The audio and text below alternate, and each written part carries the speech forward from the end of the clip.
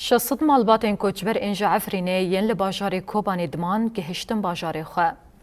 Berî birêketina Komê, rêveberê Herêma Kobanê İbrahîm Mislim û hevseroka rêveberiya Xwesera Kobanê Mizgîn Xelîl daxuyanî da.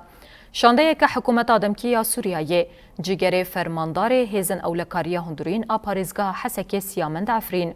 Hevseroka Daîreya Têkiliyên Derveya Rêveberiya Xweser İlham Ehmed û şandeyeke rêveberiya Kobanê amade bûn. Di daxuyaniyê de hate destnîşankirin ku di rojên dawî de amadekariyên vegera Komê li gorî peymana 29 Çileyê pêk hatine.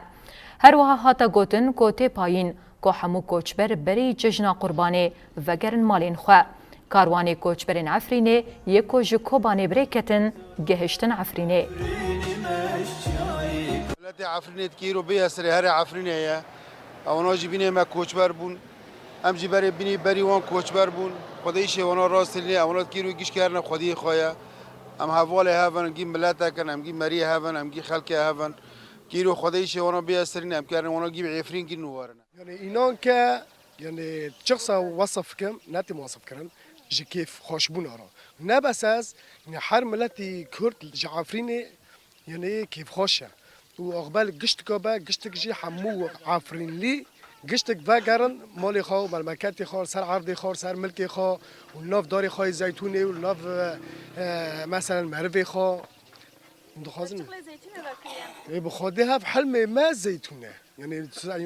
عفرین لی بچه خوشه زیتونی خو خوشه به داری و بری خو خوشه يعني به ملت خوشی خوشه او سوزه مدایی کورو امی هرن عفرینا خو جنوبه رژیم بکن یعنی روزا که نو بیرانی نکی نو او ایشه گمارا درباز بی و ایشنا وی درباز ببن و هیویه ما تنه نگو ملتی ام بیجن کسی ما عفرین الکوبان موی وگرن و دگرن و هدی ما جزیره جگی وگرن و بخوشک بونه عفرین جخوا خوشک بونه عفرین و جارگن خوشتر ببه و خوشبینه جی همی ام ببینه همی گله ما درکتی اروپا جبونه شهر درکتنه ایش و آزار درکتنه و وی خوشک بونه عفرینه ام ببینه و هر کس وگر عفرینه هزار و یک عفرینی مشچای کرمانجی اجلن